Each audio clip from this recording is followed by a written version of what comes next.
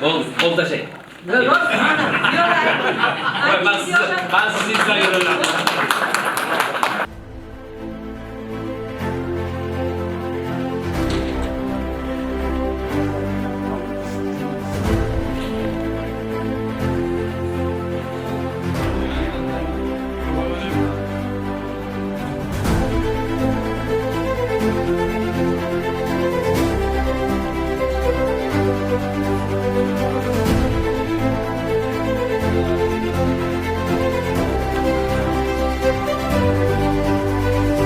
Ben o'zim yordam beraman.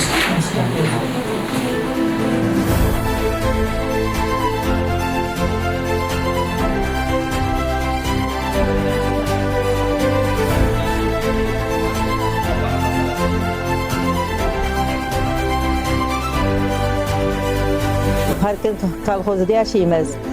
Bizani Obod qishlog'iga 20-yil kiritildi. Mana hozir bog'chalar qurildi, maktabimiz remont bo'ldi. Yo'llarimiz yaxshi, suvlarimiz cho'rog'bon chiqib yotibdi. Svetlarimiz cho'rog'bon. Davlatga ham, prezidentimizga rahmat, qolaversa hokimiyat rahbarlariga rahmat. Oldin yo'q shu narsalar. Obod qishloq yilga kiritilgandan keyin bu hamma yoq cho'rog'bon bo'lib, aholining kayfiyati yaxshi. Tanajoninglar sog' bo'lsin, prezidentimiz, rahbariyatlar omon bo'lsin. Ishini omadini bersin, tanajoninglar sog' bo'lsin, kasbkorlarga baraka bersin bolalar. Bizni Parkent mahallamizda suv ta'minoti, yo'l, infratuzilma bo'yicha hamma ta'min-talab qo'lga kelgan. Muammolar o'sha paytda juda ko'p edi. Prezidentimiz chiqargan Obod qishloq bo'yicha chiqargan qaror bo'yicha prezidentimiz viloyat tuman hokimlarining yordamlari bilan Obod qishloq dasturiga kiritildik. Yo'l, suv, bog'cha, QVP, maktab, mahalla idorasi hammasi kapital remontdan chiqarishgan. Obod qishloq kirishimiz bilan yo'llar asfaltlandi.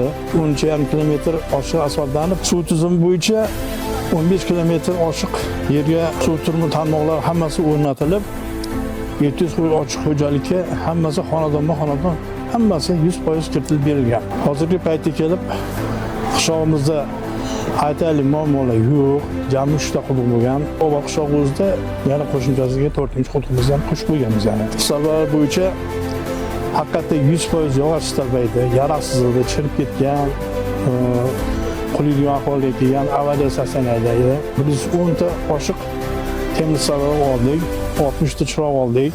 O'sha ishlar bitguncha xalqimiz ancha kayfiyati ham yaxshi emas, tushkunlikda edi. Mana o'sha Obod qishloq kirganimizda prezidentimiz yordamlari bilan shunchalik ishlarni bitirganimizdan keyin xalqimiz yana yana ko'tarildi. Qanchada qilasizlar? Qachon turba keladi? Ham ancha-muncha o'zgarishlar bo'ldi. Muammolarni men bir ko'rib o'zim ko'zim bilan mahallalarda aylanib yuribman-da. Hozir kelib turib o'sha mahalla bilan ochiq muloqotda muammolar o'rganib, Parkentliklarga xos ishkomlar bo'lgan ekanda. Parkentdanmi? Qayerda? Sanginak. Sanginakdanmisiz? Tegim Sanginaylik, So'qoqliq.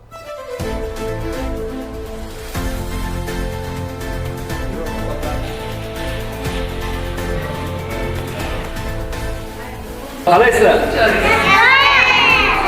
Zo'r.